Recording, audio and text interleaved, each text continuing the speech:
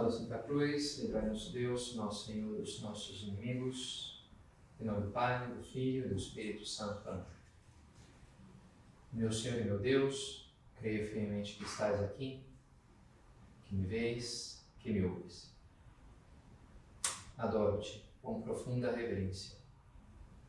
Peço-te perdão dos meus pecados e graça para fazer com fruto este tempo de oração. Minha Mãe Imaculada, São José, meu Pai e Senhor, meu anjo da guarda, intercedei por mim.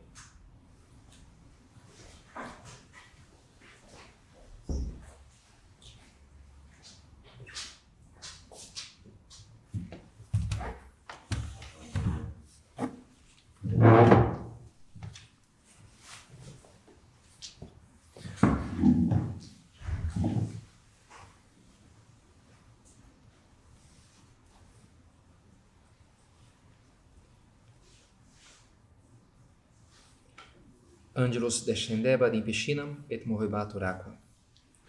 O anjo descia sobre a piscina e se moviam as águas. Passagem do Evangelho da piscina de Betesda, em que ocorria isso. Estavam aqui, diz o Evangelho de São João, uns doentes ao redor daquela piscina e de vez em quando se mexia a água, que era um sinal do favor divino, e o primeiro que mergulhasse naquela água então ficava curado. Interessante, nos sacramentos, a igreja distingue, a teologia distingue esses dois componentes, que é a matéria e a forma. Um sacramento ele tem essas duas coisas em geral. Na Eucaristia, por exemplo, na missa, a matéria é o pão e o vinho, e a forma são as palavras do padre na consagração. Então, pega o pão, pega o vinho, fala aquelas palavras, se dá então o sacramento, se dá a transubstanciação, ali está presente agora o corpo e o sangue de Cristo. No batismo, a matéria é a água, né? Então o padre joga a água e a forma são as palavras eu te batizo no nome do Pai e do Espírito Santo. Então, jogou aquele gesto, a matéria com aquela forma, crisma, etc. E essa passagem tem algo assim, tem ali a matéria, digamos assim, que é a piscina, aquelas águas, e tem a ação de um enviado por Deus, que é o anjo, que vai dar uma eficácia sobrenatural àquela matéria simples, né? Aquela realidade humana. E uma vez eu achei uma comparação interessante dessa cena, dizer, olha, essa cena aqui pode ser uma imagem da meditação na paixão do Senhor. Meditar na paixão do Senhor, que é algo muito tradicional na piedade cristã, desde a origem, o que é o Evangelho? No princípio nem tinha os Evangelhos escritos. Isso nasceu da pregação dos apóstolos, dos primeiros cristãos, que era basicamente uma pregação sobre a paixão.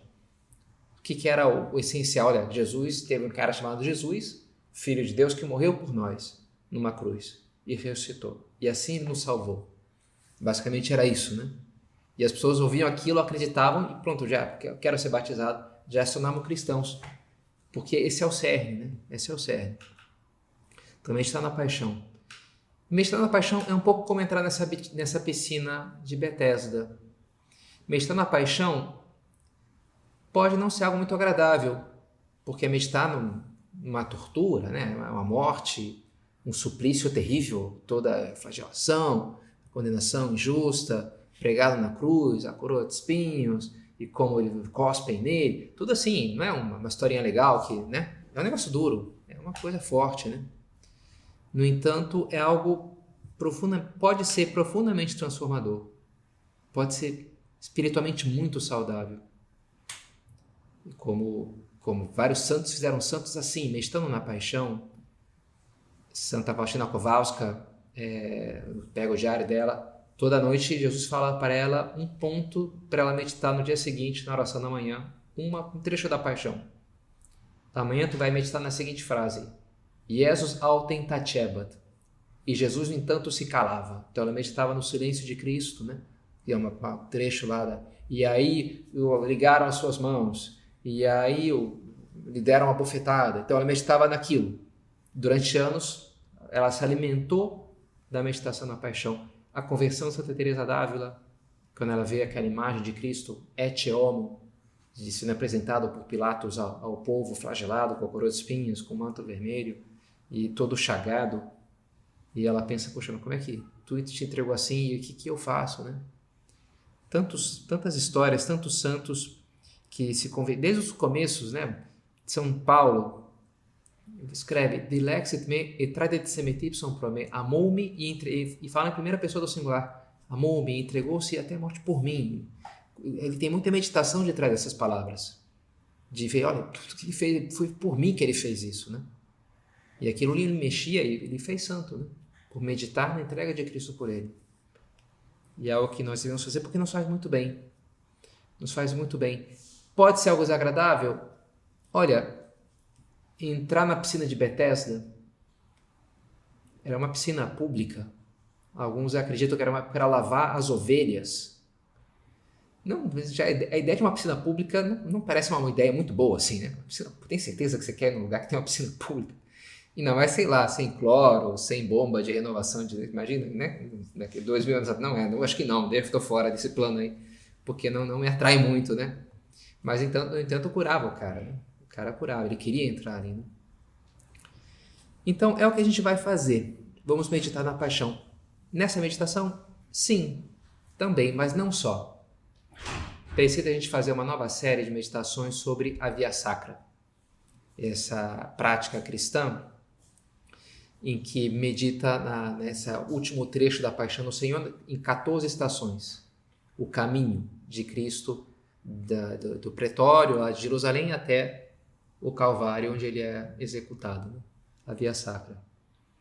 É interessante, né? Em outros países não se fala Via Sacra, se fala Via Crucis. Em espanhol, em inglês, em geral se fala Via Crucis. No Brasil se fala Via Sacra. É interessante, né? O via, isso é o caminho sagrado, o caminho para Deus é por aí, é a cruz, é o sofrimento, não tem outro caminho. Se alguém quer ser meu discípulo, é o evangelho de hoje, inclusive, essas palavras do Senhor. Se alguém quer ser meu discípulo, se não quer, não precisa, mas se quer, negue-se a si mesmo, toma essa cruz e siga. Se não é por aí, tu não vai ser meu discípulo, né? Tem que passar pela cruz. Esse é o caminho, essa é a via sacra. Esse é o caminho para o céu. Então vamos meditar nisso. Eu pensei a princípio, bem, são 14 estações, quem sabe eu pego 2 a 2, são 7 quintas-feiras até a Páscoa, então dá para matar tudo numa quaresma. Não é demais?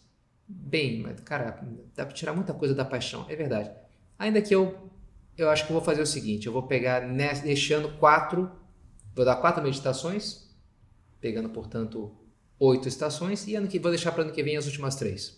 Então vamos fazer parcelado em 2 anos, quem viver verá, né? Isso se eu estiver aqui também ano que vem, né? Queira Deus, né? Enfim, não sei se eu desejo ou não, né? Estar aqui, enfim. Eu gosto muito de Porto Alegre, mas estar no céu parece uma perspectiva melhor. Enfim, futuro a Deus pertence. Mas, né? Se sobrevivemos até a quaresma do ano que vem, então a ideia é completar essas 7 meditações, né? E hoje começando pelas 2 primeiras. Primeira estação, Jesus é condenado à morte, a condenação de Cristo. E já é interessante porque, bem, começa aí a paixão do Senhor, quando a gente pega um livro Luiz de Palma sobre a paixão do Senhor, por exemplo, em geral ele começa na última ceia, começa antes. A Via Sacra não pega nem a flagelação, nem várias coisas, que a prisão de Cristo, né? Começa já quando ele é condenado. E aí vai começar a via, o caminho, ele caminhar com a cruz até a sua execução, até o lugar que ele vai morrer, né? É condenado. Condenado por quem? Por Pôncio Pilatos, pelo procurador romano. Verdade que a história é um pouco mais complexa do que isso, né? Porque tem os judeus ali que queriam, que foi quem entregou Jesus para ser, que prenderam ele, entregaram para Pilatos, fizeram toda uma pressão. Mas ele foi condenado pela única autoridade que podia fazê-lo naquele lugar, naquele momento, que chamava-se Pôncio Pilatos. Então, quem condenou Jesus à morte? Sim, quem assinou os papéis? Pôncio Pilatos. Se ele não tivesse, isso aqui não teria acontecido, né? Mas é interessante meditar nessa estação, na figura de Pôncio Pilatos, me parece justamente pela hesitação dele. Porque ele condena sem querer condenar, em certo sentido, né? Ele tenta fugir daquilo. E, inclusive, depois que ele condena, ele lava as mãos, querendo dizer com aquele gesto, olha, a culpa é de vocês, viu? As minhas mãos estão limpas. O sangue cai na cabeça de vocês, né? Porque eu por mim eu não condenaria. Estou fazendo isso só porque vocês estão me obrigando àquilo. Essa é a mensagem que ele quer comunicar. E como a gente vai ver, é uma mensagem furada, né? Não tem essa, né, de lavar as mãos. Mas é interessante ver o processo. Ele tenta, de fato, né, eximir Jesus, libertá-lo. A esposa dele, a tradição diz que chama-se Cláudia, tem um sonho. Não te metas com esse justo, porque sonhei com ele ontem. A igreja ortodoxa até considera ela uma santa, Santa Cláudia, lá, a esposa de Pôncio Pilatos, que teria sido feita cristã depois, né? Enfim, mas aí os ortodoxos que têm essa história, né? Mas, de fato, Jesus dialoga com Pilatos. Ele não dialoga, por exemplo, com Herodes. Ele vai lá e fica quieto, Jesus não fala nada. Por quê? Porque Herodes era um frívolo, estava só querendo ver um showzinho lá de Jesus. Ele não dialoga com Gestas, com o mau ladrão, que está na cruz ali xingando Jesus, faz alguma coisa. Não tem diálogo, tá fechado, não tem o mínimo de abertura, né? Com Pilatos ele dialoga. Pilatos está intrigado com a figura de Cristo. Pergunta, tu és rei? Tu dizes, eu sou rei, mas o meu reino não é deste mundo. Eu vim para dar testemunho da verdade. Todo aquele que é da verdade escuta a minha voz. Mas Pilatos fala, mas o que é a verdade? E pega e vai embora, sem esperar uma resposta. Como quem diz, olha, eu não entendo isso de verdade, eu não sou filósofo, eu sou político. E os políticos é que fazem as coisas acontecer. E eu posso te libertar. E eu vou tentar te libertar. Porque eu fui com a tua cara, mas não me venha com essas coisas de que é verdade, cara, não, vida real, vida prática, coisas concretas. Não ideias vazias, né, discussões de coisas assim meio etéreas, né? E de fato tenta, né? Tenta libertar. Paulo propõe, Páscoa é costume libertar algum prisioneiro. Quem que posso libertar Jesus, né? Um cara legal. Posso esse Barrabás aqui que matou não sei quem, né? Não, solta-nos Barrabás. Pô, mas Jesus, não, solta-nos Barrabás. E ele vai tentando, mas na hora que ele não vê que não tem uma saída fácil, ele se dobra. Ele assina os papéis, né, digamos assim. Ele condena. É interessante, né, que é preciso estar disposto a pagar o preço. É preciso estar disposto a pagar o preço do sacrifício. Então, num ponto de vista humano, um grande exemplo disso é Sócrates, na verdade. Sócrates que, por defender a verdade, é como que o fundador do amor à sabedoria, da filosofia, amor à sabedoria, ele dá vida pela verdade, dá vida pela sabedoria. Querem, né? Olha, condenam ele à morte, mas os amigos dele falam para ele, não, a gente dá um jeito aqui, é só assina esse papel, cruza os dedos, fala não sei o quê, mas depois você fala que é mentirinha. Cara, a gente consegue te libertar fácil. Mas ele diz, não posso trair tudo que eu acredito, né? Ele dizia, é melhor ser injustiçado do que injusto. Esses homens são injustos ao estarem fazendo isso comigo. Mas de alguma maneira, eu me tornaria injusto se eu mentisse para salvar a minha pele. Eu estaria sacrificando a verdade pelo meu benefício. Isso é o oposto da filosofia. Isso fazem os sofistas, né? Mas um filósofo autêntico tem que fazer o contrário. Tem que ele sacrificar pela verdade. E não a verdade por ele, né? Hoje em dia a gente tem, sabe, essa postura de Pilatos muito comum, assim, entre os cristãos até, né? Essa ideia de uma religião sem sacrifício. Se a tua religião começa a te complicar a vida, então pior para ela. Então adapta a tua religião. Eu já vou até na missa, agora o padre vai me dizer o que eu tenho que fazer, que eu não posso fazer isso porque é pecado. Não, peraí, já é demais. Vai me dizer, vai me complicar. Pera, eu estou aqui, estou fazendo um favor de estar aqui diante de Deus, de estar rezando. A sensação é um pouco essa, né? Agora não venha pedir para fazer um sacrifício. Peraí, francamente, né? Isso, enfim, já contei essa história, né? Eu vou na missa, mas não domingo de sol, né? Domingo de sol tem que ir na praia, é pecado ir na missa domingo de sol, né? Um carioca amigo meu falava isso, né? É um pouco essa mentalidade. É interessante, desde os começos tinha isso.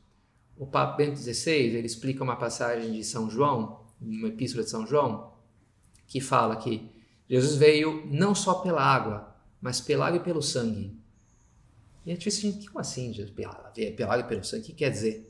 E uma hipótese que levanta aí o Papa, acho que é Jesus de Nazaré, não lembro onde que eu li isso, mas é que havia alguns seitas ali que nasciam, gnósticas, que nasciam do cristianismo, que topavam o batismo, mas não topavam a Eucaristia.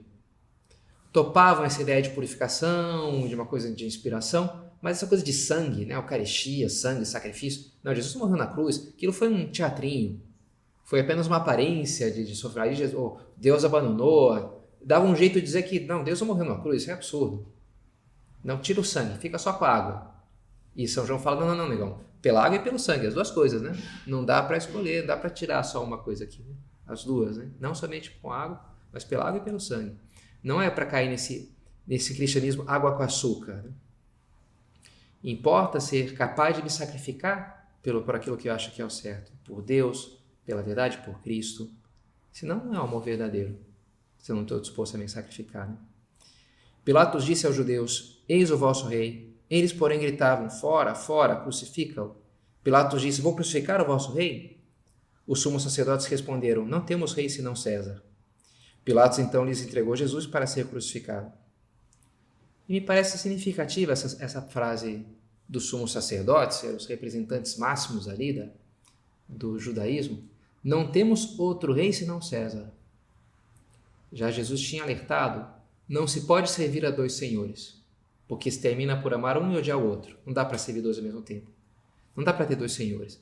Não temos outro rei senão César, vamos dizer. Ou seja, os nossos interesses humanos, o interesse político, o estar bem, o conforto. Não dá para ter dois princípios reguladores universais.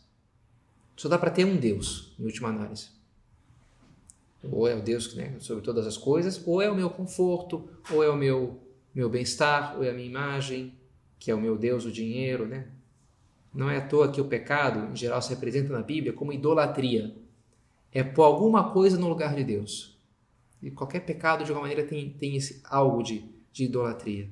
É colocar algo que não é um ídolo no lugar de Deus. Isso é os pecados em geral, né?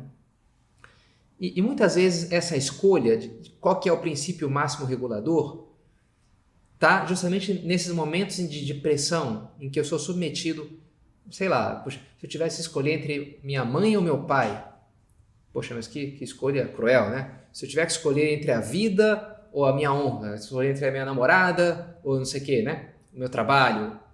Então, o que é mais importante para mim, né? Nessas horas que a gente faz a escolha, né? Muitas vezes eu posso chegar até aquele momento meio indefinido, mas quando eu sou apresentado diante da cruz, aí eu tenho que escolher, né? E, sei lá, um ambiente universitário, contrário aos meus valores, e é ali que eu vou escolher confessar ou negar, me dobrar, me vender, ou defender, ou construir, abraçar aqueles valores que eu acho que é o certo e me identificar com eles plenamente, por abraçar o sacrifício que aquilo implica, né? Pilatos escolhe mal, escolhe agradar os judeus para não desagradar a César. Escolhe o mal pagador. Diz a história, inclusive, que depois ele cai em desgraça junto de César, acaba meio exilado, meio mal assim na história, né? Porque na hora fez a sua escolha equivocada. Tinha algo de boa vontade? Até tinha. Como temos todos, né? Mas ele não soube ser firme, não soube abraçar o sacrifício, né? Não soube ir até o final. Então, bom nessa quaresma, para a gente pensar, poxa, quais têm sido as minhas escolhas? O que tem sido Deus para mim? Qual tem sido o valor supremo na minha vida, nas minhas decisões de cada dia? A Semana Santa, a cruz, nos coloca diante da radicalidade da vida, do cristianismo, do seguimento do Senhor, das consequências das nossas escolhas. Tudo tem consequências, né? E eu tenho que escolher o quê? Pagar o preço da escolha certa. Então, primeira estação. Segunda estação, Jesus carrega a cruz. Até pela literatura antiga, se vê que era costume os condenados dessa forma de execução romana, que era muito frequente, era costume que eles mesmos carregassem a cruz.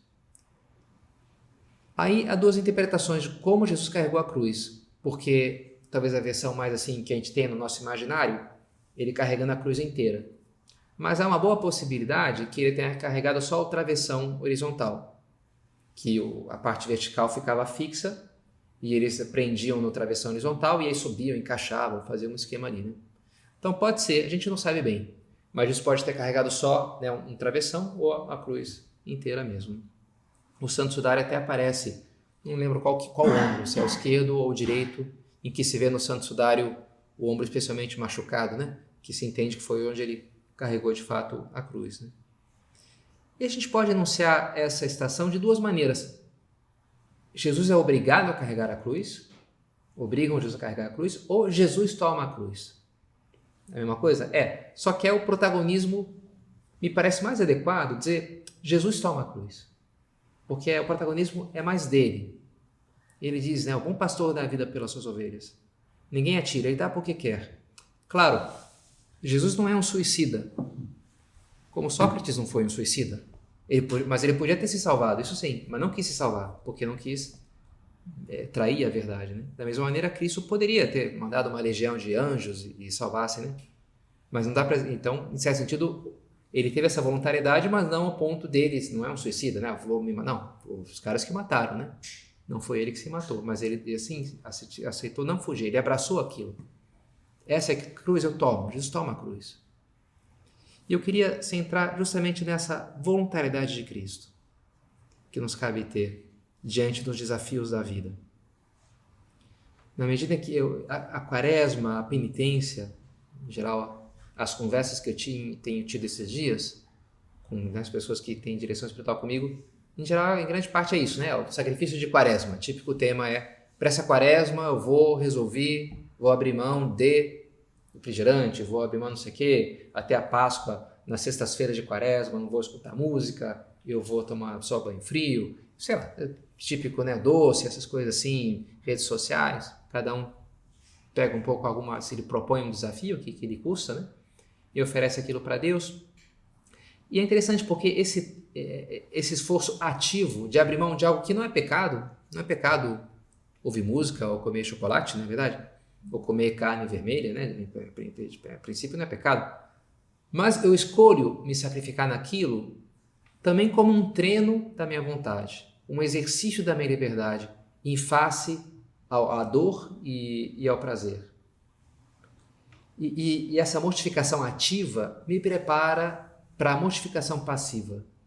O que eu quero dizer com isso? Na medida que eu me exercito como um atleta fora do jogo, não tá valendo, não tá rolando o campeonato, mas ele está treinando. Ah, mas não está valendo nada.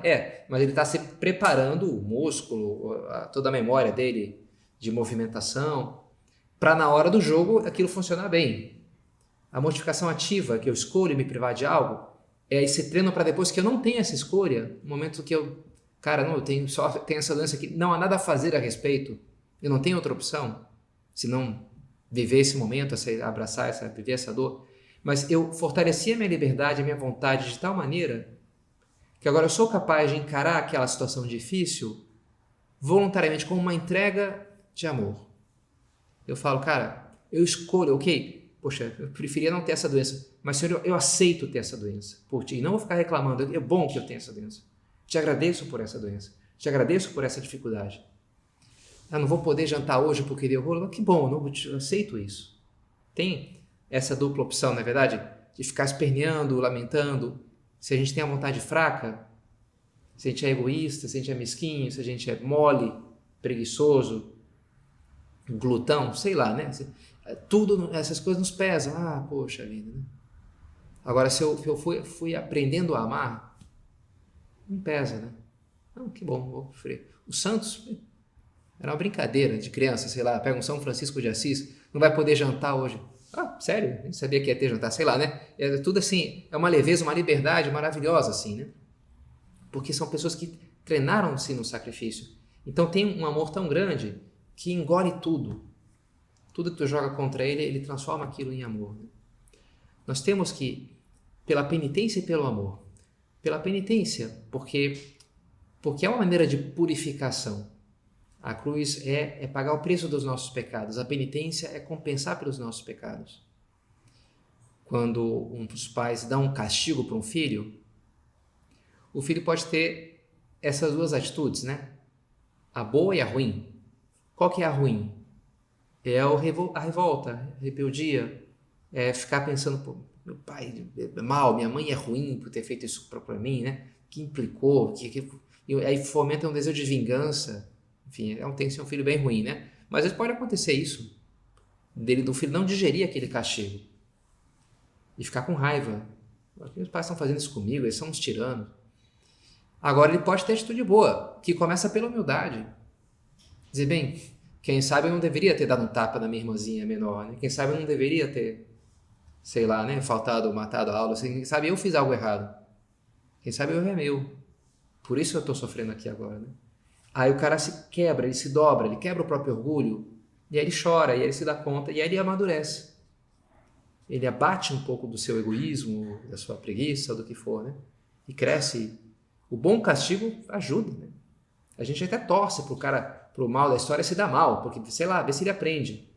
É muito ruim, o cara fez tudo errado, ainda se deu bem e saiu daquilo como se tudo fosse ótimo. Ah, sou malandro, porque... Não, tem que educar, né? A gente tem esse instinto de que o cara fez errado, de uma maneira pague por aquilo. Para que aquilo ajude ele a reformular a sua visão de mundo, a quebrar a sua visão deformada da realidade, no qual ele é o centro e tudo está para lhe servir, né? Nós precisamos dessa reorganização interior, todos nós.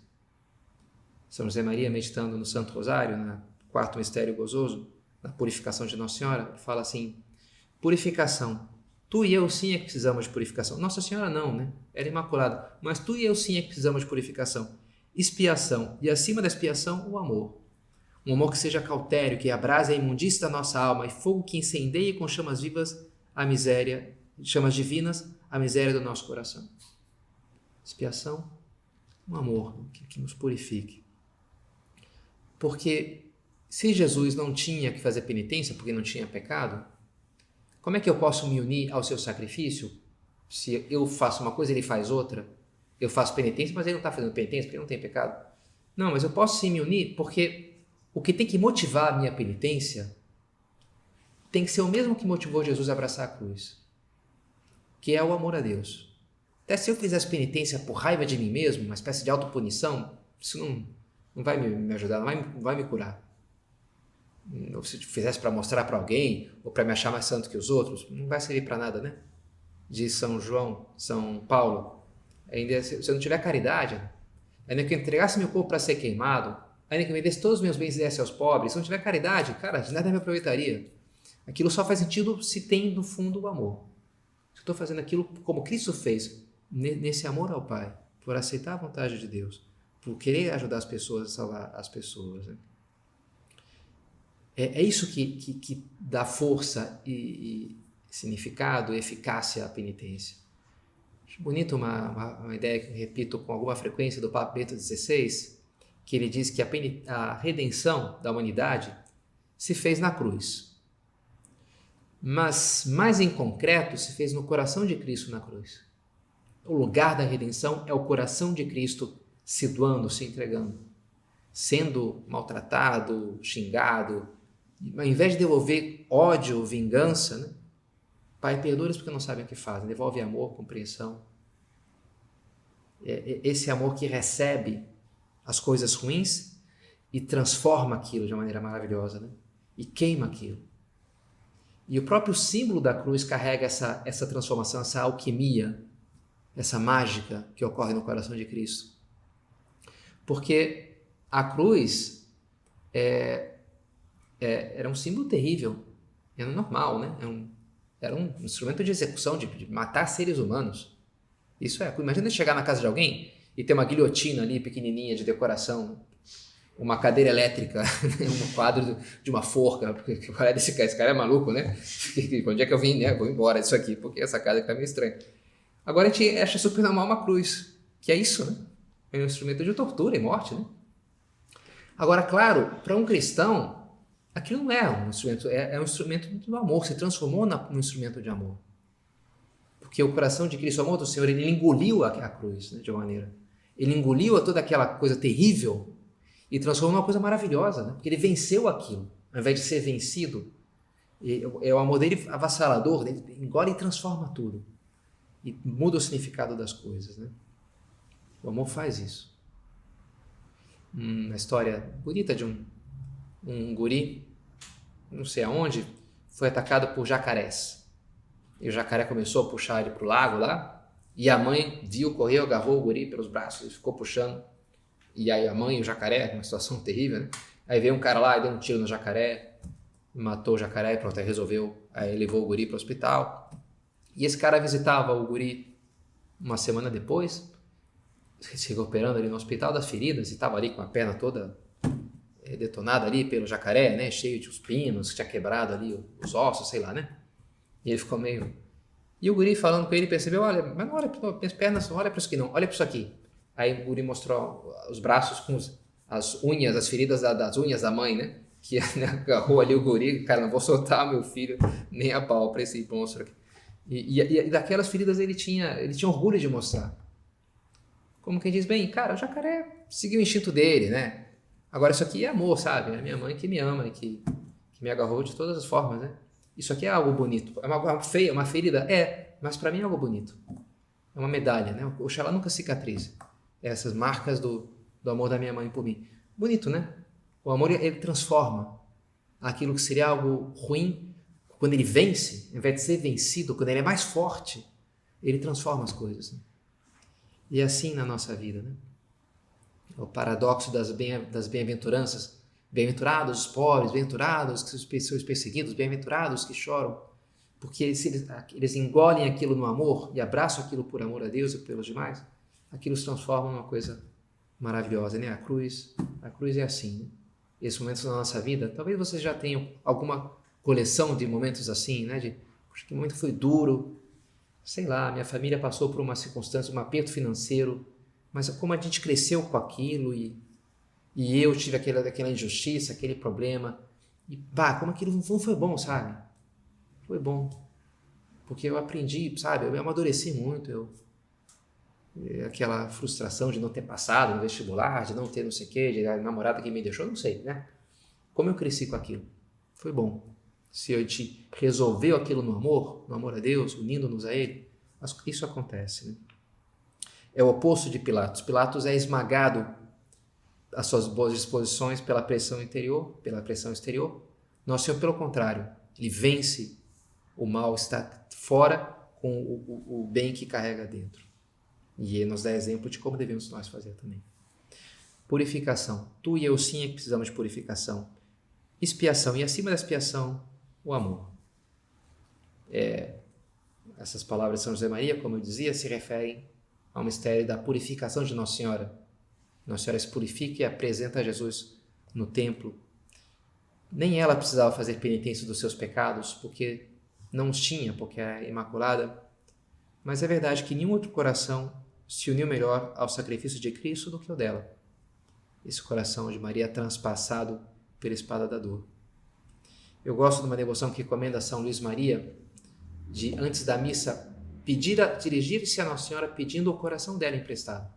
Eu faço isso. Aquela oração, totus tuus ergo sum, omnia mea, todo teu eu sou, tudo aquilo que é meu é teu. Dá-me teu coração, Maria. Termina assim, né? Empresta seu coração imaculado para que eu possa, Jesus, ser recebido e fique a gosto dentro de mim. É uma coisa bonita. Quem sabe a gente pode aplicar isso agora, esse começo de Quaresma, pedir isso para ela, essa sensibilidade dela, para deixar-nos também nós ferir por toda essa entrega de Cristo por nós, porque a verdade é que nunca fomos nem seremos mais amados por alguém do que por Cristo, e nunca Cristo nos amou mais do que quando se entregou na cruz por nós. Então que essa Quaresma nos sirva para abrir-nos para essa realidade e deixar-nos transformar por ela.